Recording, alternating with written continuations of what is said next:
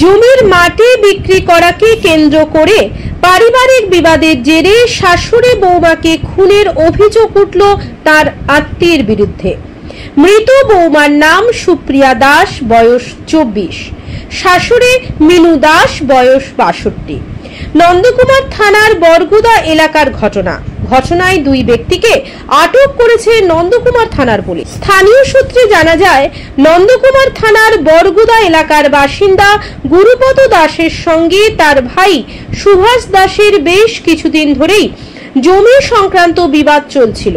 এমন অবস্থায় রবিবার দুপুরে বাড়ির কিছুটা দূরত্বে জমি নিয়ে দুই পক্ষের মধ্যে ঝামেলা হয়।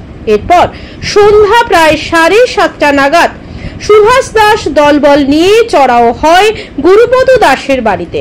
অভিযোগ, সুভাষ দাস লোহার রড, কাঁচি ও কাঁচের বোতল দিয়ে আঘাত করে গুরুপদ ও তার স্ত্রী মিনু এবং বৌমা সুপ্রিয়া, ছেলে পূর্ণেন্দুর ওপর। ঘটনায় স্থানীয়রা তাদের উদ্ধার করে Tamralipta government medical college and হাসপাতালে নিয়ে গেলে সুপ্রিয়া দাসকে মৃত বলে ঘোষণা করে চিকিৎসকেরা।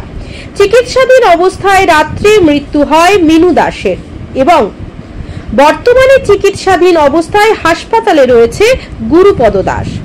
ঘটনায় নন্দকুমার থানার পুলিশ শ্রীনিবাস দাস ও ঋষিকেশ দাসকে আটক করে। এখনো পর্যন্ত সুভাষ দাস সহ তার পরিবারের লোকেরা পলাতক রয়েছেন। বাকিদের খোঁজে তল্লাশি চালাচ্ছে পুলিশ। বলে সূত্রপাতে গতকালই যে বৌমা এবং শাশুড়িকে মারধর, তার দুজনের মৃত্যু, ফলে এই গ্রামে এখন কি পরিস্থিতি, কি বলবেন?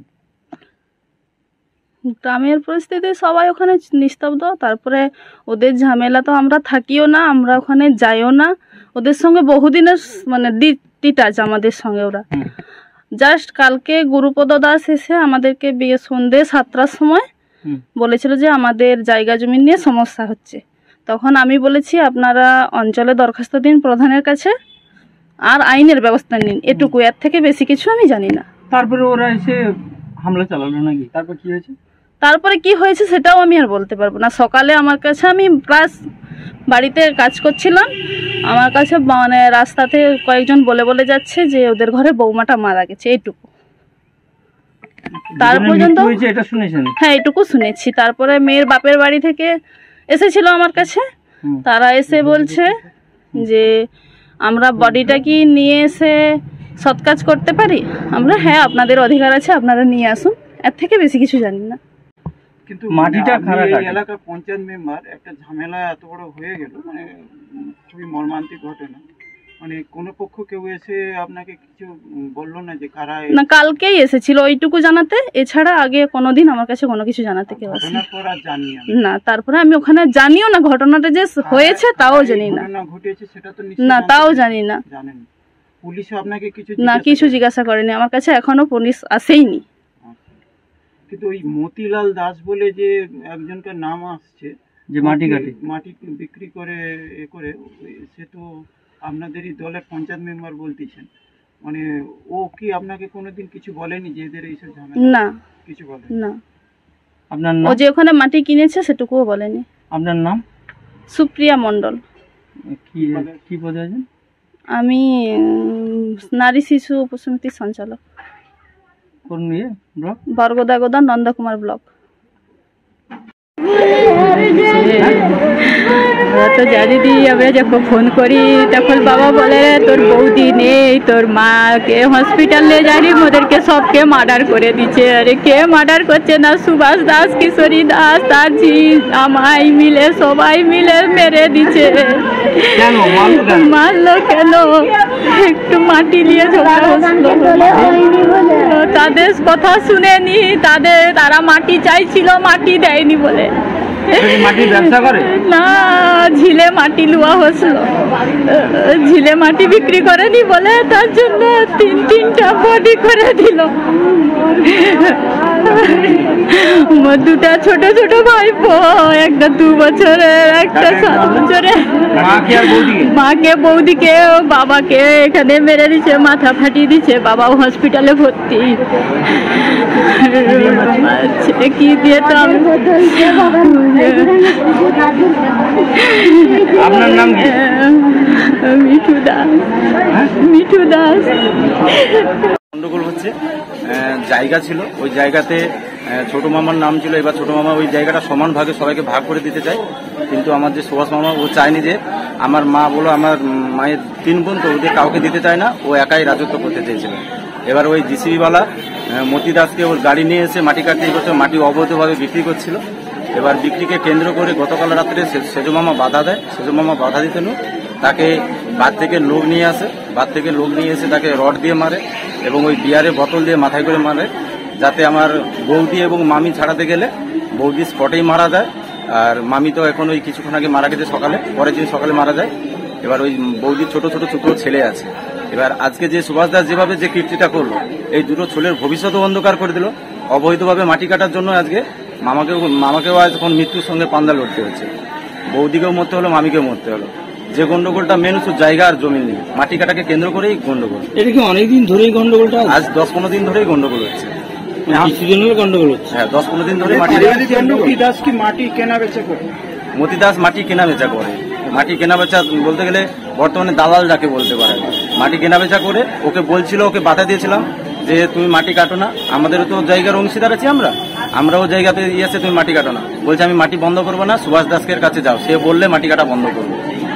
কিন্তু সে নিমেষেই মাটি কেটেই চলছিল, বন্ধ করতে চায়। কোনো প্রভাবশালী কোনো রাজনৈতিক দলের সঙ্গে? কোনো রাজনৈতিক দলের সাথে যুক্ত নয়, নিজেকে কিছু ক্রিমিনাল যাকে বলতে পারেন, ক্রিমিনাল মতো কাজ করে বেড়ায়। মতির সঙ্গে ওর সম্পর্ক মাটি কেনা বেচার সম্পর্ক। এবার ওর বন্ধুকেও নিয়ে এসেছিল ট্যাংরাখালি থেকে, ও আসছিল, ওকে দিয়েও এরকম দুষ্কৃতি কাজ করেছে। বাইরে থেকে 10-15 লোক নিয়ে এসেছিল, বাড়িতেই হামলা করেছে, রড দিয়ে আর বিয়ার বোতল দিয়ে মেরেছে। হ্যাঁ, আমার নাম শ্যামচাঁদ দাস, আমি ভাগনা হই। যিনি মারা গেছেন উনি আমার মামি হয়। গন্ডগোল হচ্ছিল, মা বলছিল, তারপর মা আমাদেরকে আর কিছু জানায়নি। ওরা কখন বিকেলে মারপিট করে, আর সন্ধ্যা 7টার সময় মারামারি জোর হয়, 8টার সময় ভর্তি করে। তখনই জানতে পারি বাবাকে ফোন করতে। আমি বলি বাবা কোথাও? বলে তোর মা মরেছে, তোর বৌদি মরেছে, ভর্তি করতে নিয়ে যাই, তুই আসবি আর। তখনই শাশুড়িকে নিয়ে ছুটে আসি। তারপরে আর বাবার সঙ্গে ঠিক করে কথা হয়নি, আর কারোর সঙ্গে কথা বলা হয়নি, আর কিছু জানি। কি কারণে গন্ডগোলটা? জায়গা নিয়ে মারপিট হচ্ছিল। কারা মারলো?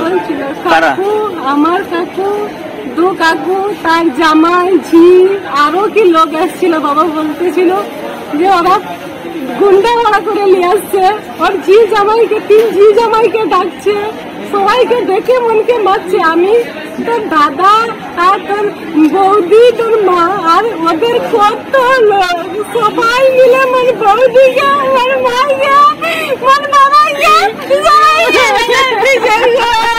বিজ্ঞাপনের চমক নয়, আছে আগামী দিনের প্রতিশ্রুতি, মানে কর ফ্যাশন।